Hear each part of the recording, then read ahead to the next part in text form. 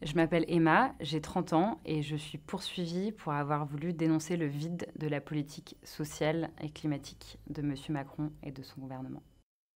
Je m'appelle Marion, j'ai 30 ans et ça fait 5 ans que je suis activiste climatique. Et en septembre, je serai en procès pour vol en réunion pour avoir participé à une action de désobéissance civile de décrochage des portraits présidentiels dans les mairies françaises.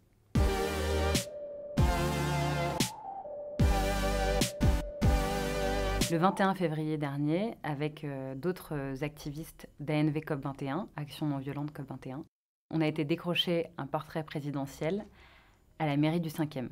Alors cette action, elle était 100% non violente, au point que le personnel ne s'est même pas rendu compte de ce qui se passait. On a décroché des portraits présidentiels dans les mairies pour symboliser le décrochage du gouvernement français des accords de Paris.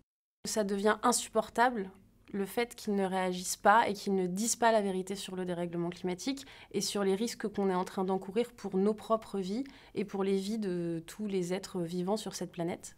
Les marches pour le climat, les gilets jaunes, l'affaire du siècle, des ONG qui poursuivent l'État pour inaction climatique. Il y a quand même eu 2 millions de citoyens qui ont soutenu cette action. Le gouvernement est sourd. Nous, on a envie un peu de le réveiller, quoi.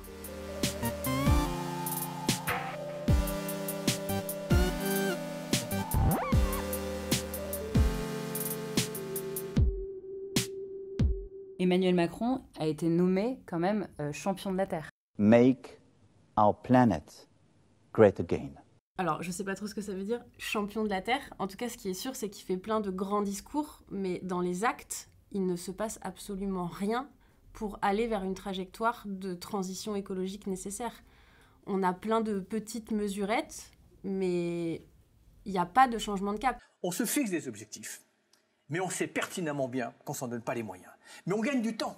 Ouais. Mais pendant ce temps que l'on perd, on est en train de perdre la guerre climatique. Il y a 5 ans, quand on s'est engagés toutes les deux et qu'on s'est rencontrés pour l'organisation d'un village des alternatives sur la place de la République à Paris, qui avait réuni 400 initiatives citoyennes, on avait fait des concerts, c'était hyper festif, hyper populaire. On était dans cette démarche de l'espoir que les initiatives citoyennes, en se démultipliant sur tous les territoires, pourraient provoquer un changement de système. À l'époque, on disait déjà, on a 5 ans pour agir. Et depuis 5 ans, il ne s'est rien passé.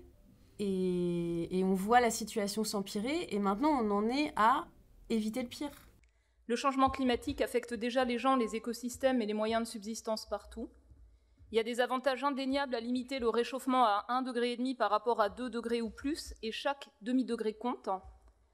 Limiter ce réchauffement global à 1,5 degré n'est pas impossible, mais demanderait des transitions sans précédent dans tous les aspects de la société, et la volonté politique est cruciale. Chaque mois qui passe, l'urgence est de plus en plus intense, et en fait, chaque dixième de degré compte.